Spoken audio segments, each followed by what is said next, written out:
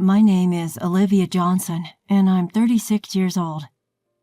I have a husband who is 3 years older than me and a son in elementary school. 5 years ago, my husband had an accident that left him paralyzed from the waist down. My husband, who was once the best salesman in his department, had no choice but to quit his job. For him, losing his job was the hardest thing to accept.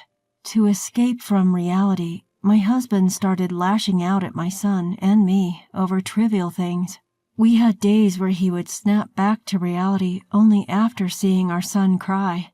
Once I got the hang of dealing with my husband and told my son to avoid his dad as much as possible when I wasn't around, the outbursts decreased. That's when I started working full-time.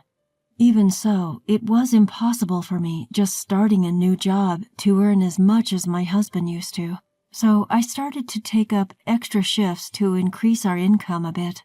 While it left me no time to rest, I worked relentlessly, thinking it was for the sake of my family. Perhaps because of that, I failed to notice the changes in myself. I only realized it when a friend from high school whom I hadn't seen in a long time pointed it out. Looking at me, she said, "You've changed a lot." I could tell from her expression that it wasn't meant as a compliment. We've always been honest with each other. Even so, she seemed at a loss for words. I was curious, so I asked her, "Have I changed that much?" "Don't worry, I won't get mad. Just tell me honestly." Upon hearing my request, she spoke without hesitation. "Okay, if you say so. You've changed so much. It's like you're a different person. You look extremely tired, and your plain style and makeup are something the old Olivia would never wear. You look like you've aged by at least 10 years. Even though I'd asked for honesty, her words hit me pretty hard. But I couldn't deny it. I'm definitely not the person I used to be. When I was in my 20s, I was always checking out the latest fashion and makeup trends. Now I focus only on choosing functional, safe colors and don't even keep up with the latest trends. However, even after realizing this, I just don't have the luxury to enjoy fashion as I used to. Though I felt somewhat pessimistic, I reminded myself, this is only for now. In a few weeks, our multi-generational home will be completed. The plan is for my family and my in-laws to live there. My in-laws suggested this to help lighten my load a bit. I felt bad, but I took them up on their offer. My husband was all for it, too. Ever since we decided on the multi-generational home, my husband's been in high spirits. He, who is usually quiet and hard to read, has been starting conversations with me and our son more often lately. Our son, not used to his dad talking to him, seems confused but also a bit happy. At one point, my husband would yell at our son for unreasonable reasons. Because of that, our son became overly sensitive to his dad's mood. I had been struggling to find a way to improve the relationship between my son and my husband, hoping that living in a duplex might be a good start. But when our long-awaited duplex was finally completed, my husband told me that he had something to discuss. He mentioned that my mother-in-law would also be present, and I had a bad feeling about this. Despite my apprehension, my husband began to speak with a smile on his face. "I can finally tell you, Olivia. I was advised to keep silent until the duplex was finished, but I've been looking forward to this day." I was puzzled, not quite grasping what he was trying to convey. Then, with a casual tone, as if he were talking about today's weather, he said, "Olivia, let's get a divorce, and from now on, let's lead separate lives."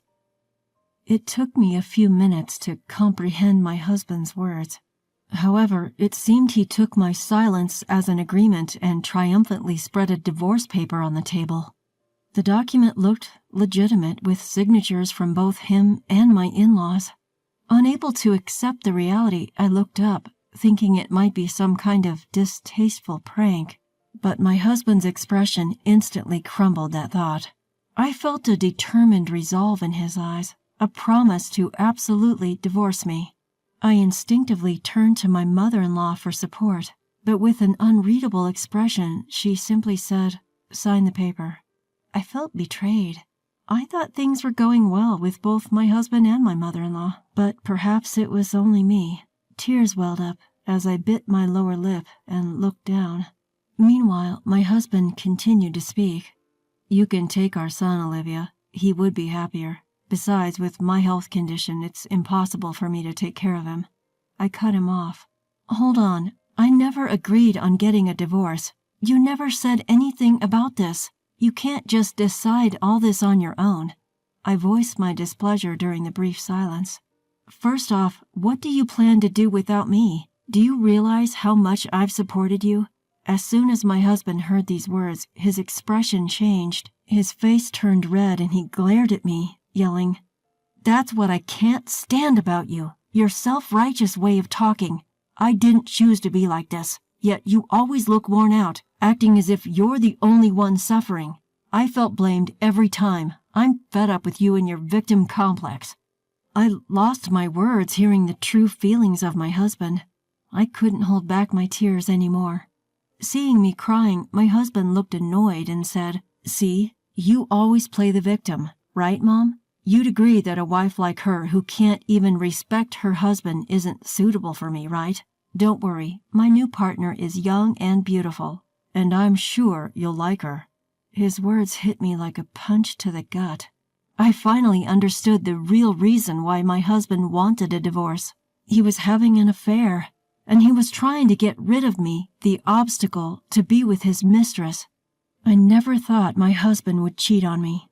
Not because of his personality, but because I thought there was no chance for him to meet someone else. But I was wrong. He told me how he met his mistress. He met his lover online, and through texting each other every day, they developed feelings and fell in love. Because I only use my phone for minimal communication, learning about this whole online dating thing was bewildering. Looking back, my husband had been glued to his phone recently. Moreover, my husband, engrossed in his phone, seemed to be in an exceptionally good mood. Oblivious to my husband's affair, I would think to myself, "It's nice to see him in a good mood today." Yet for all I know, he may have been secretly inviting that woman over to our place when I wasn't around. Just the thought of it was enough to make my blood boil. Despite our arguments, I had never once considered leaving him before. But now, after hearing his true feelings, I just couldn't imagine being with him any longer. Even if he took back his words and said, "I don't want a divorce after all," I was now determined to leave him. As I made this decision, I heard a loud slap. Startled, I looked up to see my mother-in-law, her face twisted in an expression I had never seen before. My husband's cheek bore a red handprint.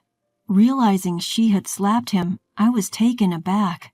I would never have expected my mother-in-law to lay a hand on her son. She turned to me, deeply bowing her head in apology. "I'm really sorry. I apologize for letting you take care of such a despicable son." She uttered these words, her face a mask of profound regret. "Olivia, you're too good for my son. You've done so much for him, more than we could ever thank you for. My husband and I were looking forward to living with you two, but it seems you'll be better off without our son. We will make sure you receive proper alimony and child support, so please, go ahead and divorce him." My husband, his face beet red, tried to retort, but a glare from his mother shut him up. A different kind of tears welled up at my mother-in-law's words. They brought both relief and sadness. Regardless of my husband, I was saddened at the prospect of ending my relationship with my in-laws. Encouraged by my mother-in-law, I filled out the divorce papers. And just like that, my husband and I became strangers. After parting with my husband, I returned to my parents' house with my son. My parents said it was fine to stay with them until things settled down, so I decided to take them up on their offer. I planned to continue working as before, but discussed reducing my workload with my boss. I was considering changing jobs if needed, but my boss agreed to accommodate me without hesitation. To be honest, it took me by surprise. Apparently, my boss had been worried about my excessive workload for a while now. With a wry smile, he said, "I was actually worried you might collapse one day, but knowing your situation at home, I didn't say anything." Feeling guilty, I bowed my head and apologized to my boss for causing him concern. He quickly shook his head, saying, No, it's just me worrying too much. But thinking about it, it's good that you left your ex-husband," and laughed. His words brought a smile to my face, and I nodded in agreement. I also told my coworkers about my divorce. I thought it would be better to let everyone know since I was reducing my workload. I was anxious about their reaction, but when I honestly told them the reason for my divorce, they threw a party for me. I was taken aback by this, but it was a relief that the atmosphere didn't become serious. Although I had awful luck with men, I had the best colleagues at my workplace. By the time all the paperwork had settled, I took our son and left my parents' home. We chose a small apartment as our new home. It was a far cry from the spacious house we were supposed to be living in, but our son didn't show any discontent. Perhaps because he no longer had to worry about his father, he became more vocal about his opinions and his demeanor brightened. It was a change that made me truly appreciate our separation from my ex-husband. The effects of the separation were apparent in me too.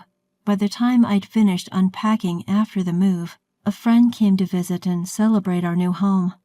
The last time we met, she was concerned of my well-being, but when she saw me today, she laughed and said that I looked younger than ever. I couldn't help but laugh along. Everything started going smoothly, almost comically so, after the divorce. I suppose my old self was under so much stress, physically and mentally. Now I realized I was merely a maid for my ex-husband back then. I still can't forgive my ex-husband, and I don't want to see him, but I do meet my in-laws once a month now. A while ago, my son got a fever, but I absolutely couldn't take a day off of work that day. And to make matters worse, my parents weren't available either. Out of desperation, I reached out to my in-laws. They immediately came over to take care of my son. We used to barely communicate due to the situation with my ex-husband, but since that day, we make sure to meet at least once a month.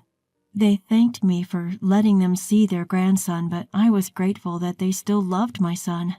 Even after the divorce, my son occasionally mentioned his grandparents. He never said he wanted to see them, perhaps out of consideration for me, but he did ask how they were doing. After all, they were his beloved grandparents. To be honest, I didn't want to take his grandparents away from him, so it was a relief to know they wanted to see him too. By the way, my son never once mentioned my ex-husband. Even my in-laws knew that we didn't want to see him. However, my ex-husband had a different idea.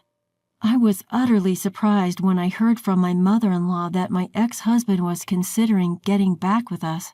I thought that things were going well with his mistress. According to my mother-in-law, the mistress moved in shortly after we left. It seemed like they had it all planned out. The mistress was delighted to see the new house and moved in without even getting permission from my in-laws. They were taken aback, but decided to act as if my ex-husband and his new partner didn't exist.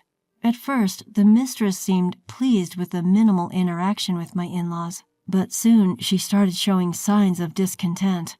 Apparently, she thought that my in-laws would be helping with the household chores. She complained about it to my ex-husband. He then said to his parents, "What's this all about? Didn't you promise to help with the housework?"